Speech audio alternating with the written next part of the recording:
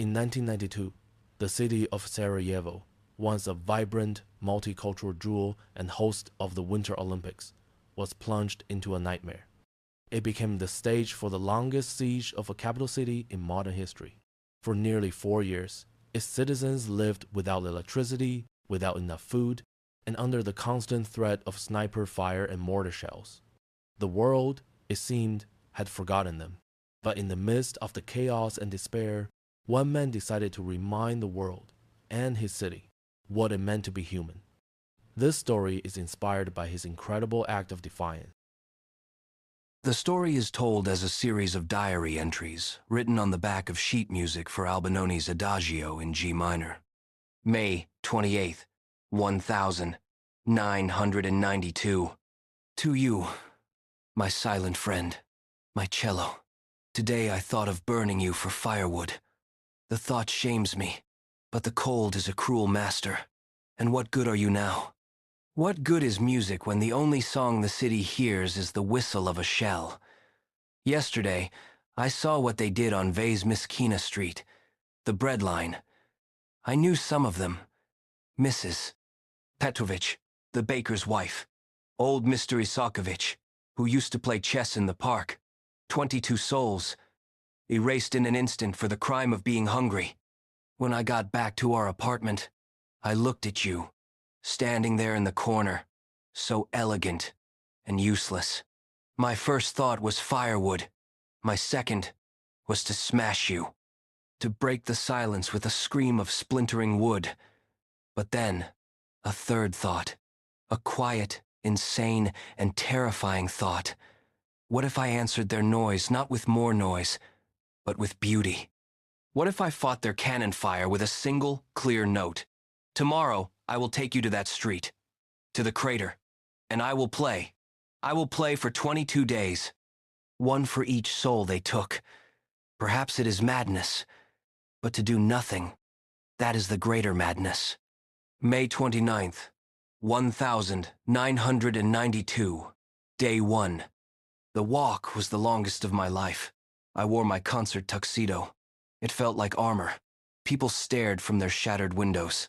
A man in a tuxedo, carrying a cello through a war zone. I must have looked like a ghost. I placed my small chair beside the crater in the pavement. My hands were trembling so badly I could barely hold the bow. The silence was deafening. No one spoke. Then I began to play.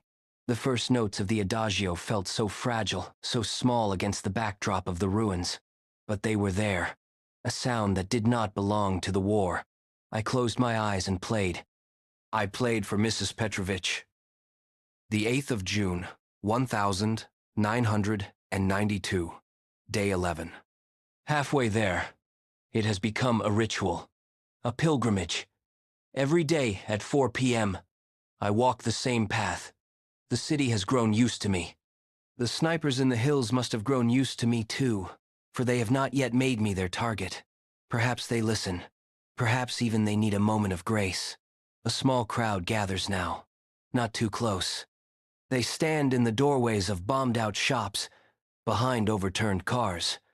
They are all so thin, but they come. They risk their lives for a few minutes of music. We never speak. We just share the moment. Their quiet, determined presence gives me strength. Today, I played for a young boy whose name I will never know. The 19th of June, 1992, Day 22. The final day. The crowd was larger today. A foreign journalist was there with a camera. I ignored him. This was not for him. This was for us. The air was heavy, as if the city itself was holding its breath. As I played the final, sorrowful notes of the Adagio, I did not feel triumph. I felt a profound sense of completion. I had kept my promise. I had not brought back the dead. I had not stopped the war. But for 22 days, in the heart of the carnage, we had created a space for beauty. We had proven that you can bomb buildings, you can starve a city, you can kill people, but you cannot kill the part of them that makes music.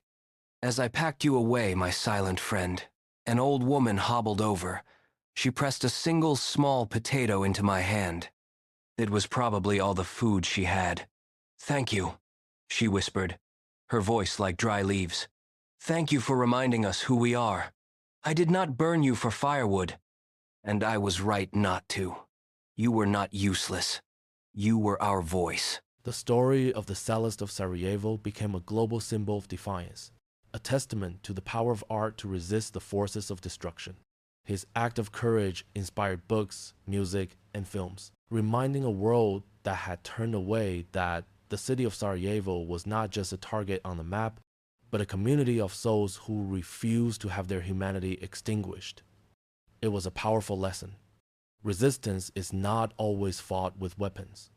Sometimes the most profound act of war is to play a sorrowful, beautiful adagio in the middle of the rubble, and in doing so, to prove that the human spirit can never truly be besieged.